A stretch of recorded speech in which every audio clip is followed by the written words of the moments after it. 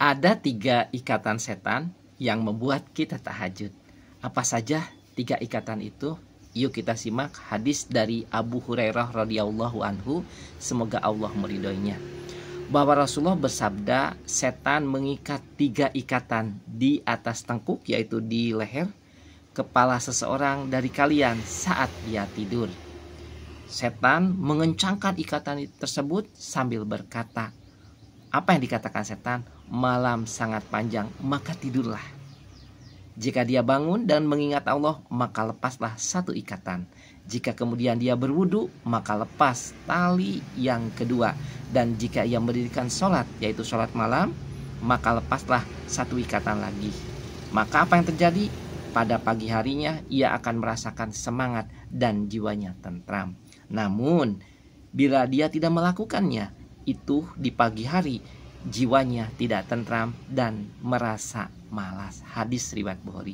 Nah, berdasarkan hadis ini, 3 ikatan setan itu akan terus berada di dalam kehidupan kita. Kenapa? Karena kita akan tidur.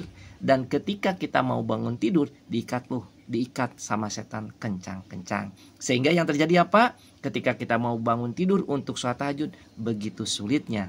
Karena setan sudah mengikatnya. Oleh sebab itu, apa yang harus dilakukan supaya ketika kita bangun tidur setan itu ikatannya lepas? Yang pertama, berzikir.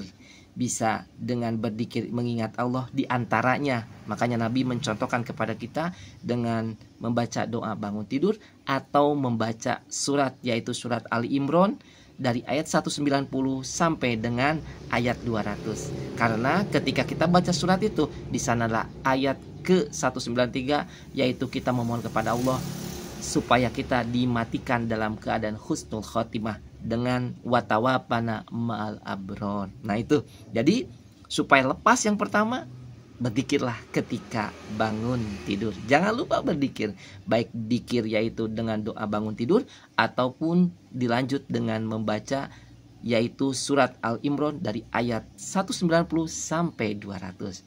Dilanjut supaya kita itu bisa tahajud, dilanjutkan dengan yang kedua, ambil air wudhu. Bergerak berarti ya teman-teman, jangan berhenti dalam satu kondisi. Setelah itu baru lepaslah kedua ikatan. Dan yang terakhir, laksanakanlah tahajud. Semoga teman-teman bisa tahajud setelah mendengar hadis ini. Dan juga apa manfaatnya ketika kita berzikir, kemudian kita melaksanakan wudhu dan tahajud. Maka pada hari itu, pada pagi harinya, kita akan semangat nih. Jadi kalau kita tidak semangat nih, ada yang salah di hidup kita. Masih ikatan setan masih ada di depan kita. Kemudian bukan saja semangat, tapi jiwa kita tentrem, enak, adem. Makanya siapa yang ingin selalu semangat, siapa ingin yang selalu jiwanya tentrem, laksanakan 3 poin tadi. Berzikir kepada Allah, ingat kepada Allah, berwudu, dan sholat tahajud.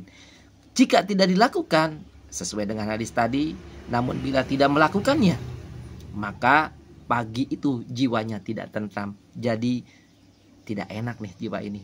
Maka akhirnya merasa malas. Yuk teman-teman, jadilah ahli tahajud sehingga kita dikategorikan orang-orang yang soleh. Kita dapat raih semangatnya, kita dapat raih jiwa kita yang tentram ini. Karena setiap orang pingin jiwanya tidak mau resah dan gelisah. Bantu follow, like, share, and comment ya teman-teman. Semoga saya bisa bikin PT lagi. Sama-sama kita berubah, meniti diri dan keluarga kita menuju surganya Allah.